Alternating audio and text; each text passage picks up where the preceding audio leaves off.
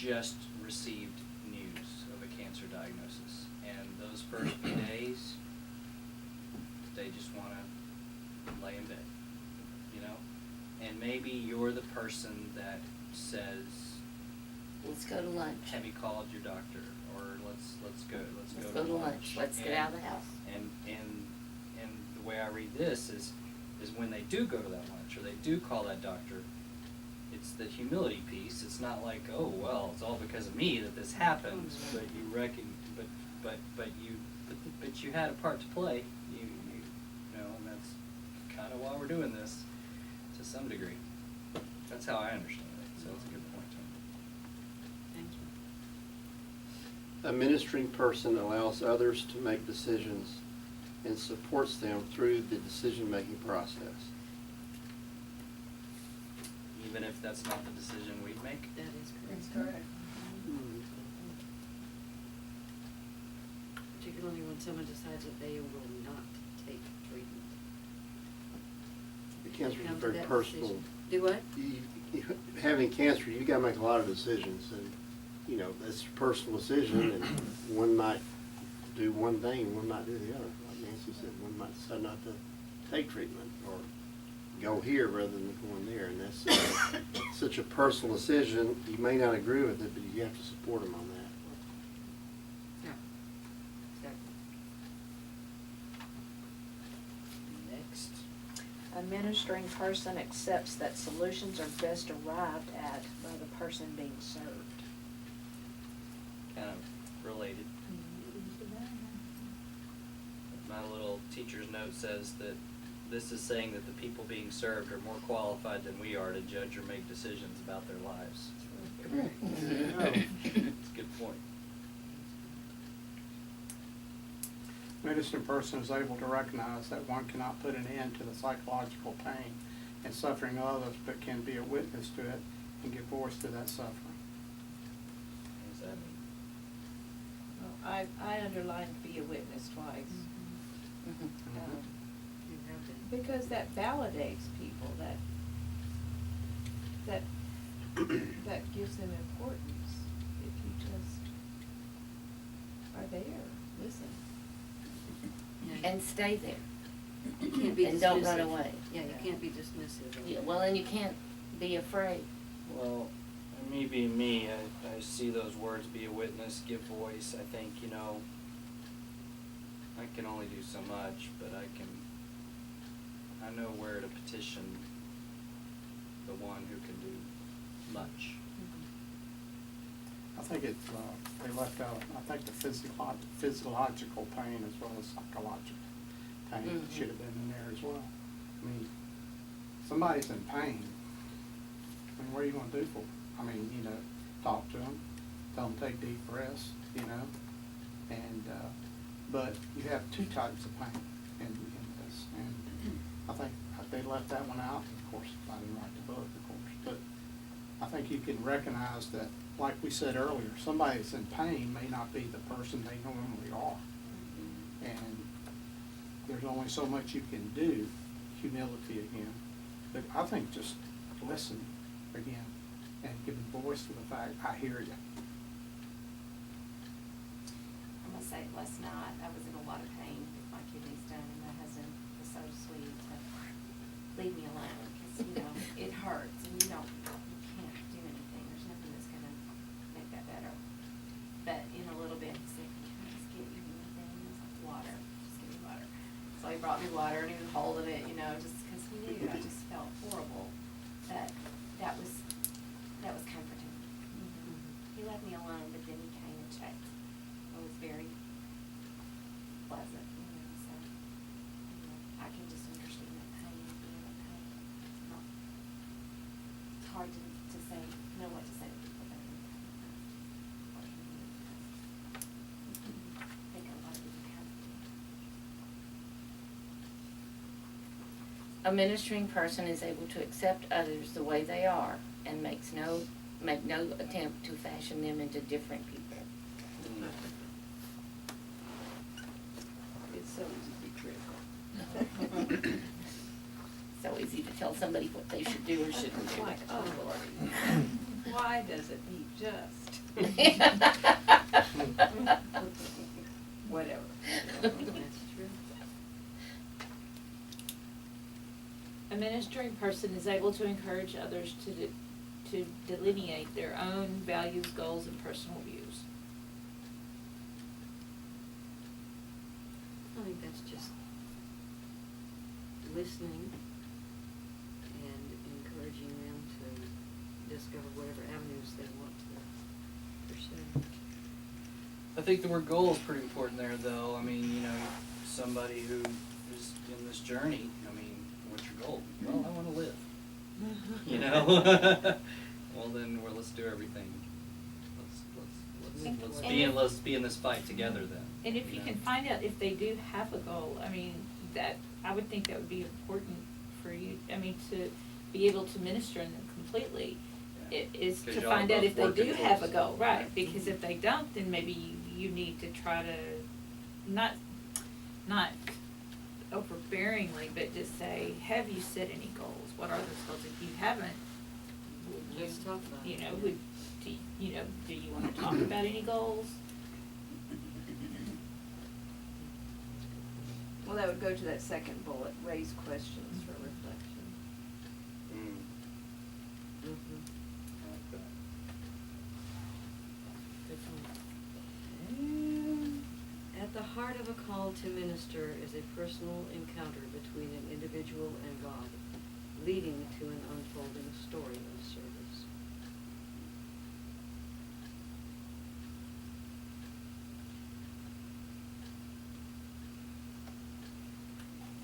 I remember when I was being ordained, I had to go before this committee like 3 or 4 times, and they talked about representative ministry a lot.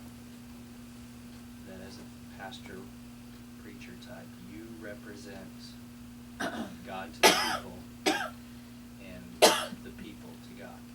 I think that's scary. And, well, a little bit of this is representative ministry, friends. You are representing God to these people. And the more you can help them see His presence in this as well as yours, well, that's the good stuff, in my humble but accurate opinion.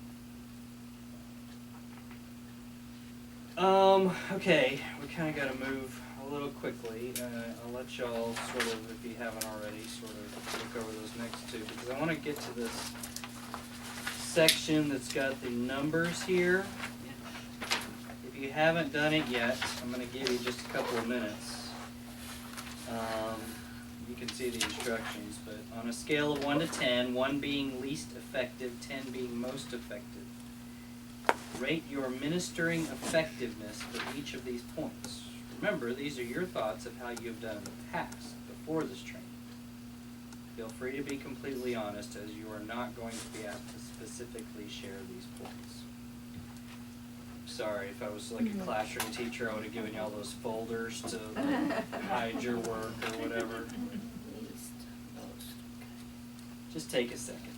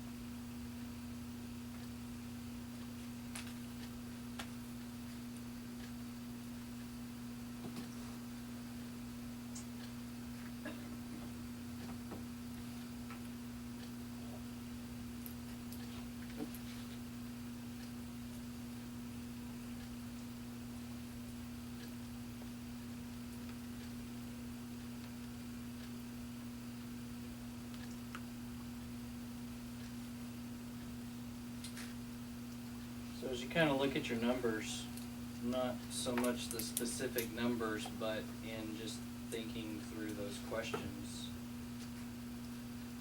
does it make you realize anything? Yeah? Let's put it this way, mine, if I was in the hospital and a nurse came in and said, how's your pain? I said, I don't need anything right now. Because, 1 to 10, 10 being the most excruciating pain, 1 being no pain. I'd say I'm good.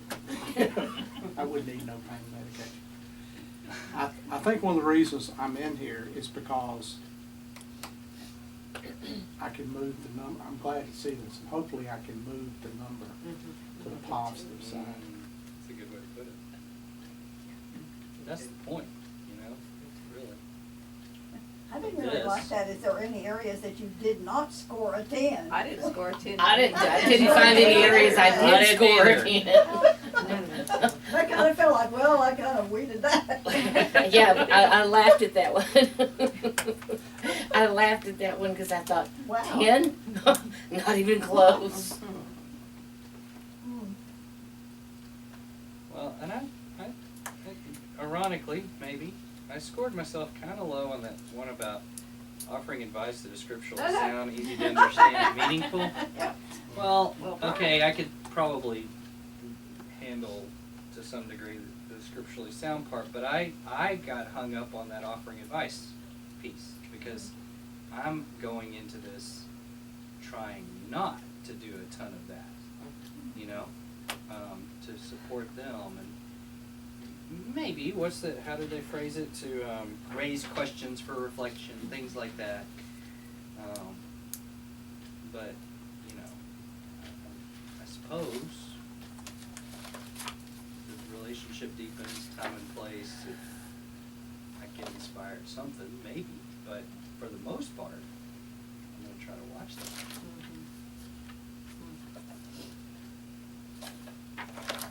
What else have you learned about yourself? Realized?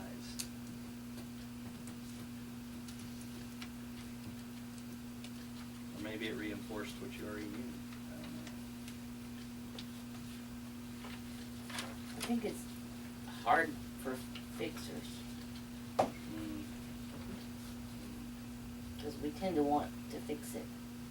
and Well, we I have can't good fix it. intentions, but I don't know that my good intentions are Well, always I just- what I do the best thing I should.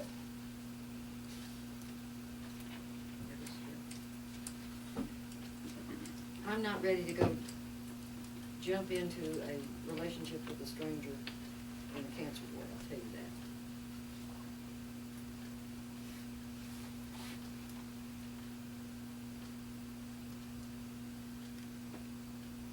Just cause.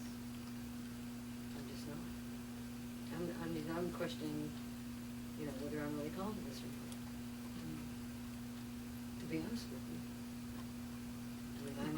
I don't know if I am or not. I wanted to get out of this, like I said at the very beginning.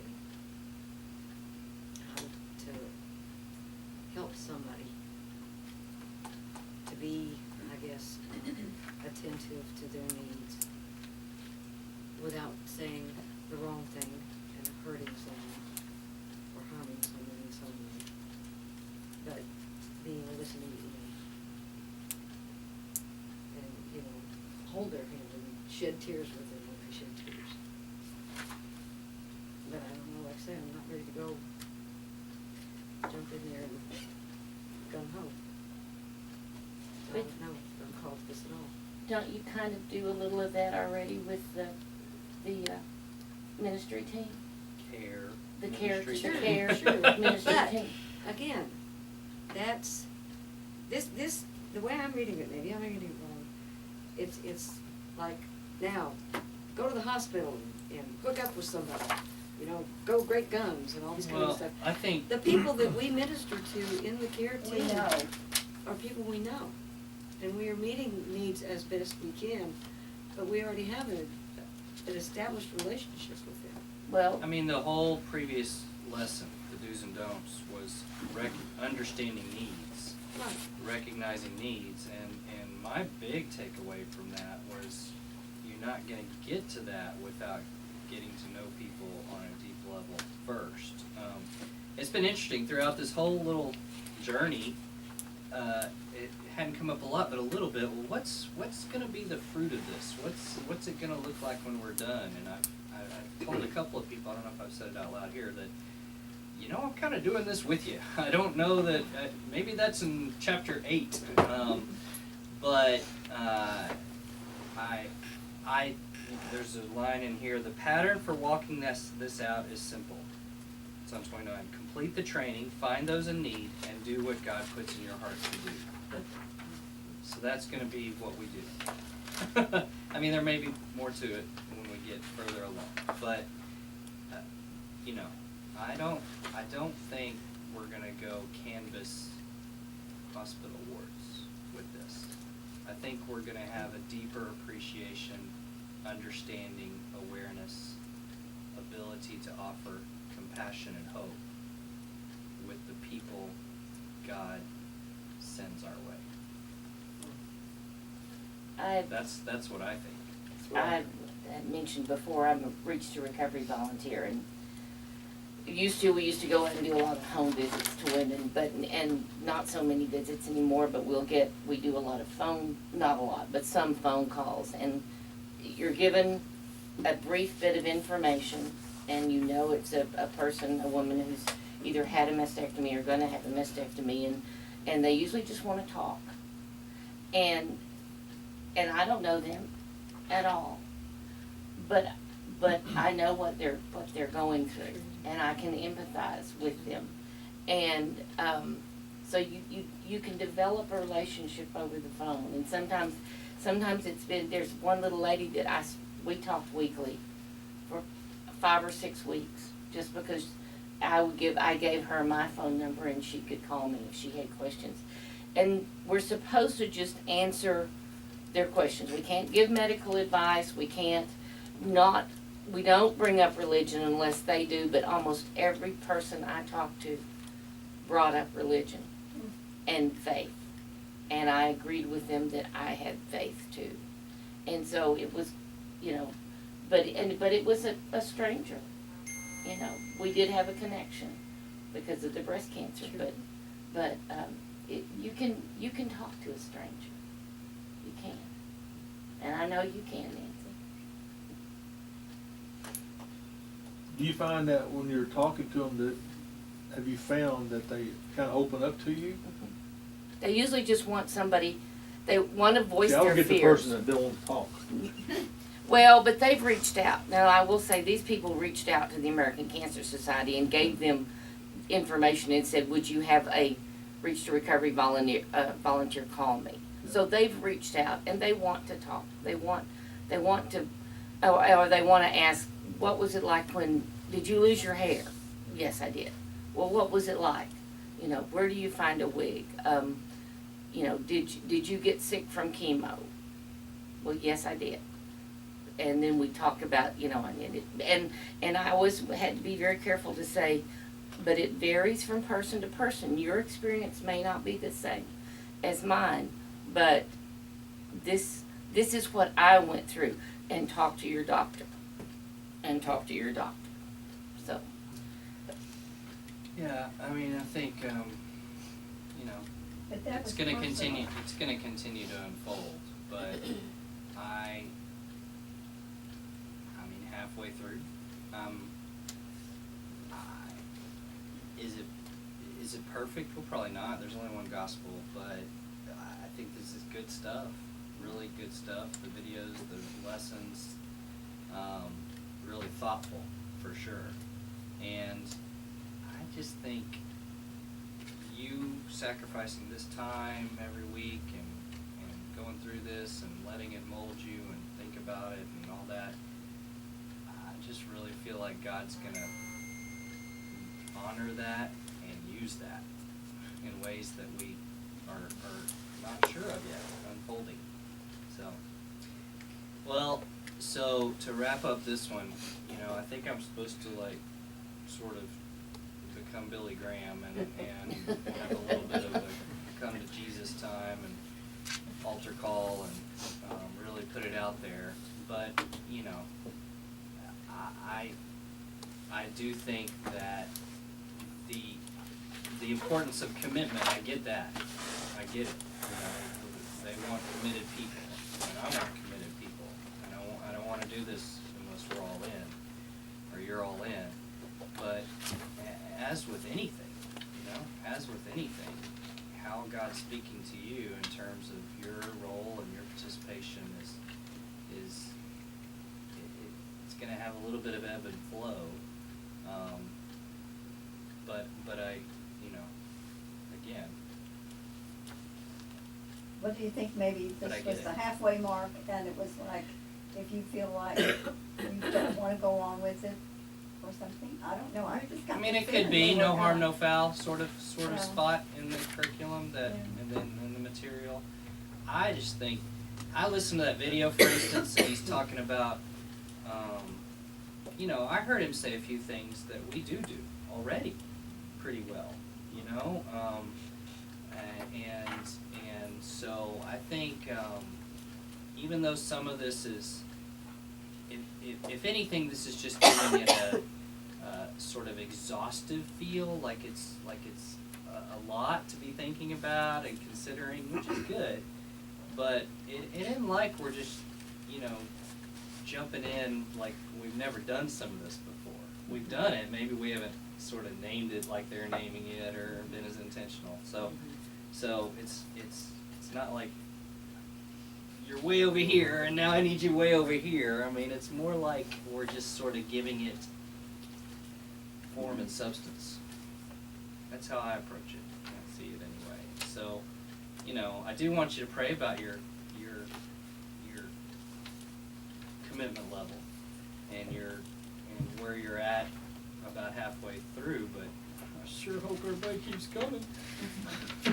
Well, I 'Cause think, this has a reward, even just being here has a reward. I think page 32 should have been in front of page 28. It says, "Do not be afraid, for I am with you." And maybe we needed that, maybe we should have had that lesson before the Good point. commitment lesson. Well, then that raises the question too, are we gonna start having a line item in the budget? I don't wanna deal with all that. Well, I mean, that's another big push that was obviously in that video. Yep. No, I just said that right now, do I? Well, and our ministry On doesn't your have to call. look exactly like their ministry. Yeah, I exactly. mean, to me, our ministry just needs to be personal. Yeah, Brian, I'd kind of second what she said. This church is very active in ministering to people. In my case, it was very active and very helpful to Mine me. too. So it wasn't like they had to have some kickstarters. And that was very, very helpful to me. Now, all that said, I do think that perhaps God is up to something here. And maybe even something specific. And that perhaps He's chosen, called us, this church, to this ministry for such a time as this.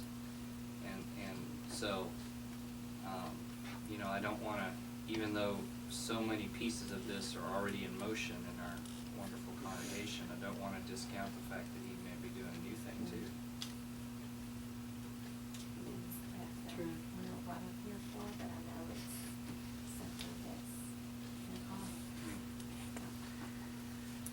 common. All right, well, Well, one thing, do not be afraid, don't be afraid, is one of the most used in the Bible. it is the number one commandment of the So Bible. if it's in there, God's telling you, don't be afraid. I think the whole lesson next week is about that, so, good.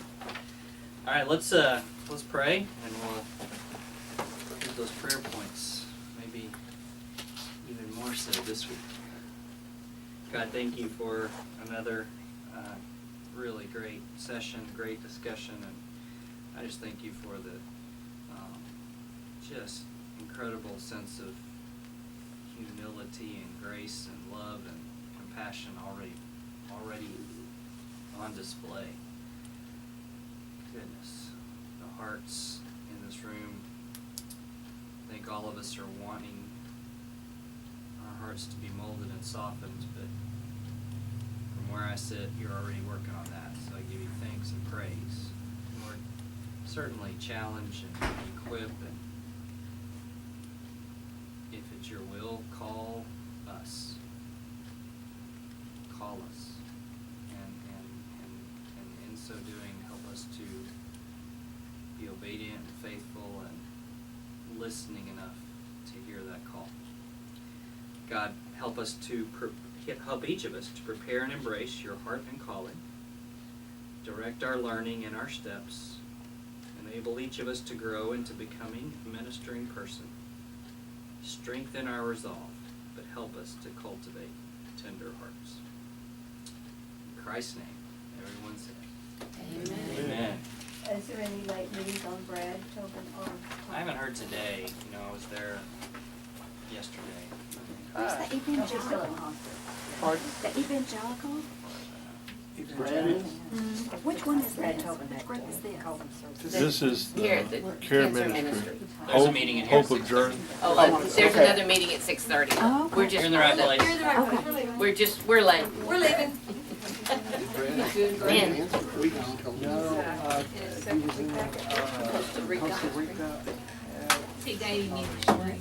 issue, got back. I mean, really, I mean, he's wired.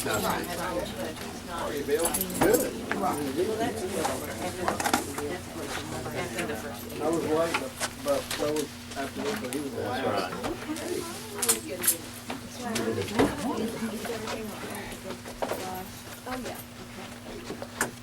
Thank you all for letting me join you. Thank you Well, for thank coming. you for We're so coming. glad you I'm came. ad schedule, so I won't. What do you do? I'm a nurse. Oh, you're a nurse too? Where do you, I'm a nurse. And, I work at the mall. oh, you work at DePaul? Yeah. I, well, I'm Yeah, the retired. kidney I worked stone. ophthalmology for almost 35 years. I've only had two. And my first one here. Yeah, I will tell you, it's not a bad thing. Markings to kind of.